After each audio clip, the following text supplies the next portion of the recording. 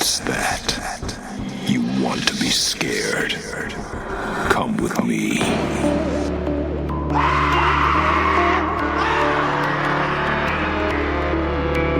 You will experience tales of horror, ghosts, and death. It is not recommended for the weak at heart. Listen in the dark. It's more fun that way. This is Weekly Spooky. Hello, friends, fiends, and everything in between. My name is Henrique Couto, and this, obviously, is Weekly Spooky, a show where we try to give ourselves goosebumps once a week to keep that Halloween spirit alive. And speaking of which, our first episode was last week, and that was, of course, Halloween. It was Mischief Night, and it was a lot of fun, and I had a great time this Halloween. We got a lot of trick-or-treaters. Even though it was freezing cold, it was raining, and there were a lot of people complaining. I have this app that I use to keep track of my neighborhood where people post, my dog's missing, or, does anybody have an extra couch? And some old lady posted in there and said she was mad that kids were riding around in cars to go trick-or-treating. She was mad that they weren't earning it. And that's when I realized something, ladies and gentlemen. We need trick-or-treat to be... We need to go back to the tradition of it being domestic terrorism, because the whole point of trick-or-treat is not to give candy to the kids who are in the right costume. It's not to give candy to the kids who are the right age. It's to give candy to the little monsters that are waiting to fuck your shit up. Pardon my Francais. So anyway, I think we really ought to get back to that, because that lady needs a serious toilet papering happening to her place. And speaking of little monsters and the things they're capable of that we simply have no idea about, oh boy, do we have some nice, monstrous, in the dark kind of treachery in tonight's story. I'm very excited to let you guys hear it, and I want to mention too, on Weekly Spooky, we are an adult affair. That's just what's up. That's why I just said the F word. That's why the stories do what they want to do. And tonight's story, my friends, it's a spicy treat. It's got a little bit of intrigue, a little bit of monsters, and a little bit of something sexy. So I hope you guys enjoy this one a whole hell of a lot. And afterward, I'll hang out and chat with you for a little bit. I actually have some kind of exciting news in my personal life I'd like to share with you. But for right now, my friends, it is spooky story time. Actually, I have goosebumps. This is rad. Caves by Joe Salmo. Becky, where are you? Janice asked, trying to peer out of the rain-coated windshield. The downpour was almost too much for the wipers on the 67 Camaro to handle, even on the fastest setting. Janice turned the old AM/FM radio down, silencing the Cure's Friday I'm in Love. She gripped the handle on the door as the classic muscle car traveled down the dirt road that led seemingly nowhere. Easy. If you get a scratch on this car, your dad is going to kill you. I still don't know why we couldn't just go to the lake like we normally do, Janice said, scooching her butt on the recently redone black leather seats. You don't have to tell me. I remember when I dropped my ice cream in his '50 Chevy. I couldn't sit for a week, she replied. Last time at the lake was too close. Out here, no one will see us. I still don't know why you think we should hide it.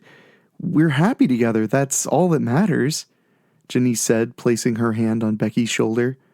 I think my parents would understand. Maybe yours would, but my father sure wouldn't. To him, I am still Daddy's little girl who should wear pink and like horses and boys. It's only for a few months, then we graduate and we can leave this tiny town and start over in a new city.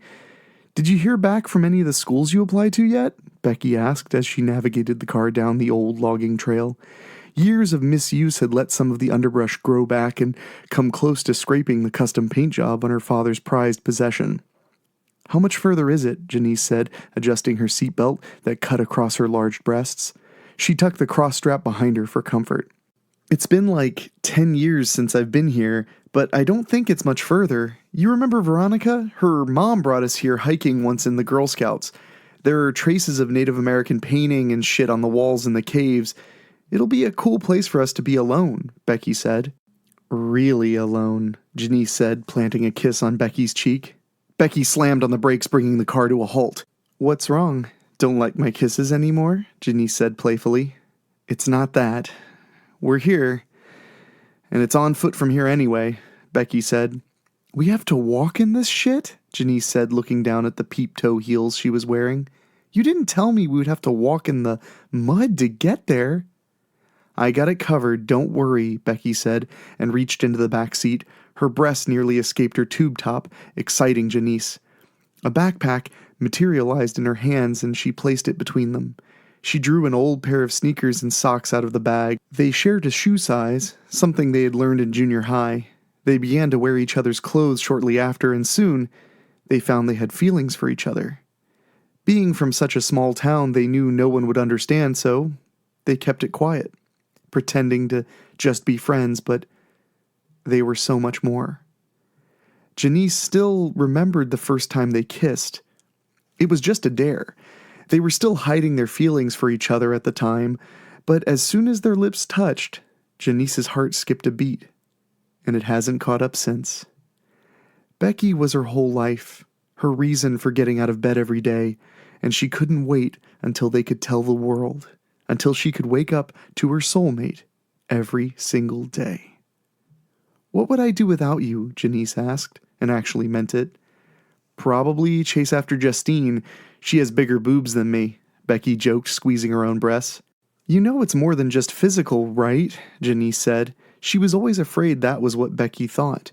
She was never good at expressing herself, and sometimes a quip, usually about sex, was how it came out. I know, babe. Now change those shoes so we can get going, Becky said and killed the engine. She put the keys in a small pouch on the front of the blue backpack. What else do you have in here? Janice asked as she tied the sneakers. A surprise for us, she said, and reached into the back seat again. This time, Becky pulled out 2 cheap plastic rain ponchos and a flashlight. The rain was coming down so hard it made the forest look like night had fallen already, even though dusk wasn't for a few more hours yet. Janice opened the door and hopped out, nearly falling onto the muddy forest floor. A slight scream from the other side of the car let her know Becky wasn't having an easier time. She ran around the front of the car in the driving rain. Where to, my love? Janice said over the sound of the rain pounding onto the metal of the car. Becky pointed towards a gate and headed toward it. She didn't have a key for it, but it was the woods. You could just walk around it. She hoped once they got into the woods, the trees would protect them from the rain, but the rain proved too much for the leaves above. She was glad she put the backpack on before the poncho. Janice caught up to her and slipped a wet hand into her own. With a squeeze, she led her forbidden lover into the forest based on a 10-year-old memory. It really isn't that far from here, maybe 20 minutes, Becky said. There's a big rock that looks like a big ass. Once we see that, we're close. Figured you would like a big ass, Janice said. I like your ass just the way it is. Come on, the faster we get there, the faster we can get dry, Becky said. Odd way to phrase what we have planned, Janice joked. Ha ha, babe, Becky replied and climbed over a fallen pine. She helped Janice over the slick bark. The cold of the rain was starting to settle in as they hiked the path, and their conversation came to a halt shortly after. The next few minutes went on in silence until they reached a stream that crossed the path. A worn plank of wood crossed it, worn with age and weather. It looked sketchy as to if the plank would hold for their crossing. Okay, I really remember this. We're almost there. The ass rock should just be up there. We could probably see it from here if the goddamn rain would let up, Becky said. Motion. There was definitely motion. What would be out in this weather? Even the deer have hauled up somewhere, it thought. It put a furry paw farther onto the thin branch and moved closer for a better view.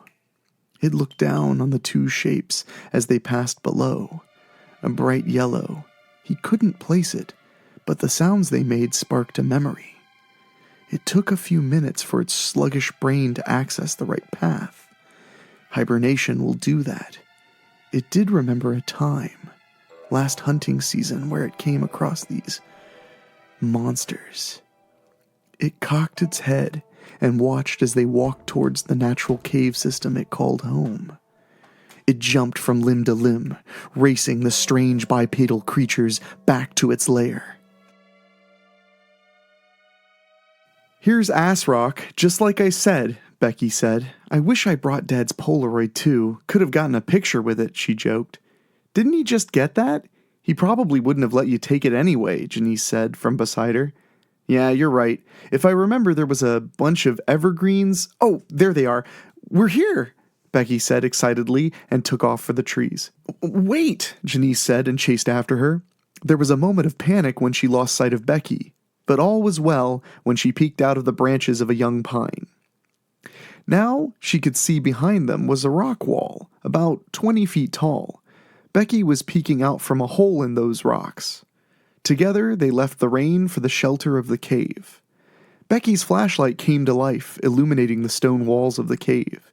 It seemed that a tunnel continued back into the ground. On the ground was the ancient remains of a fire pit, Janice noticed as she shed the poncho. "Now what?" she asked. "Now we get a fire going and get dry," Becky said, pulling some wood and paper from the backpack. "Oh, you're trying to appeal to the pyro in me, aren't you?"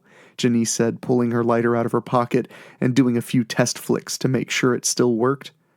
"I know you so well," Becky said, and took Janice in her arms. She kissed her, feeling the coldness of her lips from traveling through the woods. "Inside and out," Janice responded in a whisper, then shivered. "Let's heat this place up," Becky said, and grabbed the lighter from her friend. In a moment, the cave was lit by the orange light of the fire she created. She looked around the wall for the paintings she remembered as a kid, but didn't see them. She did see some asshole had spray-painted "Jack was here," though. She sighed. People just like to ruin stuff. Nothing was going to ruin this trip, though. Their time was too precious together to waste. Becky sat down next to Janice and held her hand. She was glad the warmth was coming back to her lover. She leaned in for a kiss. A moment passed, and the two started to forget about the world around them. And the only thing that mattered was them, this moment, the feelings they had for each other. Becky felt Janice's hand slide up her leg over her zipper, making her hold her breath in anticipation of the carnal pleasures she was expecting. It wasn't long until Janice undid the button and zipper and slid her slender fingers between the cloth and flesh. Becky moaned as Janice kissed her neck, her lips no longer cold as they were engorged with blood flow in the heat of the moment. She returned the neck kisses to Janice, kissing toward her immense cleavage. She could feel her breasts pressed up against her, and she wanted nothing more than to feel them slide down her own chest as her lover kissed, lower and lower, and... It scuttled out of the rain, shaking its furry body to shed the water as its large eyes adjusted. It cocked its head and turned its ears towards the strange sounds it heard from within. The firelight made it wary to get closer. But after closer inspection, it realized the two creatures were preoccupied. It scurried from shadow to shadow as it crossed the largest chamber of this branch of tunnel. It made it unnoticed and disappeared down the tunnel. "Janice," Becky whispered. "Yeah, Becky?" Janice replied as she turned in her lover's arms, placing her face on Becky's breast and looking up into her beautiful blue eyes. "I think I might just love you," she said. "You just figured that out?" Janice asked as she sat up and looked around for her shirt. "Yeah, I mean, I wasn't sure until you just rocked my world," Becky said with a smile and put 2 more small logs on the fire. They wouldn't have enough wood for much longer, but the romantic fire served its purpose, Becky thought. "Well, I'm glad I could help, part of the team," Janice said as she slipped her shirt over her head. Just then, there was a mewling sound. They both froze. "Did you hear that?" Janice asked. "Yeah, what was that?" Becky asked. "I don't know. You were the goddamn Girl Scout," Janice said, placing a cigarette in her mouth. She lit it and took a long puff. "Did it come from farther in the cave?" "Well, it wasn't one of us," Becky retorted and grabbed the flashlight, shining it down the tunnel that led to farther in the earth. 2 eyes light up in the beam. "What the fuck is that?" Janice asked. I don't know, Becky said, backing up and slipping her bare feet into her shoes. Is it a bear? Janice said, taking another drag off her cigarette. It's like a foot off the ground, Becky said, gaining enough courage to take a few steps closer. Well, maybe a baby bear, like a cub or whatever, Janice said. I don't think so, Becky said and crouched down. It's okay. You can come out here. We won't hurt you, she said to the pair of unblinking eyes, watching them. Soon the eyes were joined by another pair. Then two more. The mewling sound was getting louder and more frequent. The first pair of eyes moved closer, and Becky could finally see the creature that belonged to those eyes. I have no idea what it is. Well, besides cute, she said, going to her knees. She set the flashlight down on the stone floor of the cave and patted her thighs. It's okay. Come on. Are you sure it's a good idea to call to it? Janice asked and crouched next to her lover. Aren't wild animals dangerous? Well, look at it. Does it look dangerous? Becky asked as she looked at the creatures now 10 feet away. Its brown and white striped fur illuminated in the flashlight. Its big green eyes made it look like a toy more than a creature. It kind of looks like one of those red pandas, Janice said in a whisper that was full of wonder. Yeah, I guess so, Becky replied and then held her breath as the creature came closer. The other ones were moving a little closer too. That dark spot around his mouth kind of looks like George Michael. I'm going to call him George. Come here, George, Becky called out. She held her hand out to the creature. It moved close enough for Becky to feel its whiskers scrape across her fingers. It rubbed its face against her hand, and it felt so soft. Then it mewled again. The others behind it mewled in response. Are you okay, Becky? Janice asked. Yeah, this is awesome. The first one mewled again. This time the others harmonized with the first, and then they all mewled together. So cute. They remind me of those things in that movie that we went to see when we were 10. That thing that turned into gremlins, Becky said and slowly moved her hand to pet the creature. It's okay, George. Don't be afraid. Mongos? Janice asked. Mogwais. What the hell is a mongo? Isn't that the guy from Blazing Saddles? Becky asked as they both began to laugh. Oh, yeah, Janice said and put her cigarette out on the cold stone ground. She put her hand on Becky's shoulder. From this angle, she watched as her lover picked the animal up and clutched it to her chest. It's okay, George, see? She said and petted it. Its mewling grew higher in pitch. The other creatures matched the key change. See, Janice, he likes it. Janice's lips parted in a smile. She placed her chin on Becky's shoulder. It is really cute. I wonder how many of them are in this cave. Ouch! Becky said and took her hand off George's back. It had blood on it. What the hell cut me? She asked. Suddenly, all the mewling stopped, and every creature began to sniff the air. With almost twice the volume as the mewling, the creature in her lap screeched, showing a row of sharp teeth. Becky backed her head up in confusion, wondering what she did to upset George. Suddenly, spikes shot out of the fur on its back, sides, and forehead. The sharp protrusions easily penetrated Becky's soft flesh. As she fell limp into her lover's confused arms, she watched as a tide of these animals charged from the darkness, each bearing the same type of teeth that she now felt biting into her legs. Janice pulled away in horror, looking into the lifeless eyes of her lover as the creatures devoured her flesh. Her worst fear came true. She was going to be alone for the rest of her life. But at least, that wasn't going to be for very long. Oof, my friends, that was a nasty little piece of work right there. And I think my favorite part about the story was that the writer really tried to put you in the shoes of the two young women. In particular, if you happen to be a young man, by giving you something to identify with the way they're attracted to each other and everything like that. I thought that added a lot to it. And honestly, when I was reading it the first time, I was like, is this a little too much? And then I realized, you know what? I grew up on Tales from the Crypt. So if I am going to shy away from a little sapphic joy, I'm a hypocrite. And not only a hypocrite, but just a lamewad. In fact, I actually made, speaking of Tales from the Crypt, I made a very Tales from the Crypt inspired film called Scareways. For those who don't know, my day job is a film director. And if you like movies, you should check out a couple of mine at henflix.com, which is the sponsor of tonight's episode, by the way. henflix.com. That's my web store because I put my money where my mouth is. So if you go to henflix.com, you can buy something, a Blu-ray, a DVD, and you're directly supporting the show.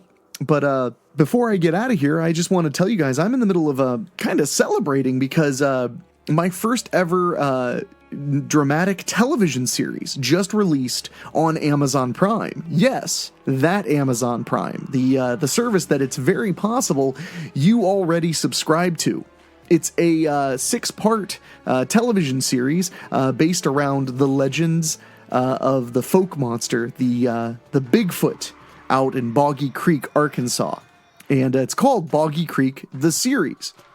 And I got to make this series with Fredel and Ray, a legend of B-movies. It's a big deal for me, this show. It's been a dream come true to get to work with Fredel and Ray, to get to work with a giant Sasquatch suit, to get to create all kinds of cool stories. And it's not just a show about Bigfoot. It's actually kind of like the X-Files. The Bigfoot is a central theme. There are people investigating the Bigfoot, but along the way, there are escaped convicts and witches and killer scarecrows and so much more. So if you get a chance, please go to Amazon Prime and type in Boggy Creek the series, or go to boggycreekseries.com. If you're a Prime member, it doesn't cost you a penny more to watch the show. Hopefully you get a real kick out of it, and if you like it, leave a review. I'd really appreciate it. And as always, if you want to directly support the podcast, we do have a Patreon. You can find all of the information about the Patreon. You can find all the information about our merchandise if you go to simply weeklyspooky.com. But anyway, I don't want to jaw at you guys forever, but I just wanted to say, what a creepy story. I love the description of consuming flesh, and I can't wait to be back next week with another scary story for you guys. So until then, I want to say I'm Henrique Couto, and for our wonderful producer, Dan Wilder, and my lovely music composer, Ray Mattis, we'll see you guys next week, and I'll talk at you later. Thank you for listening. Make sure to find your way back next week. But for now, you're safe. Trust me.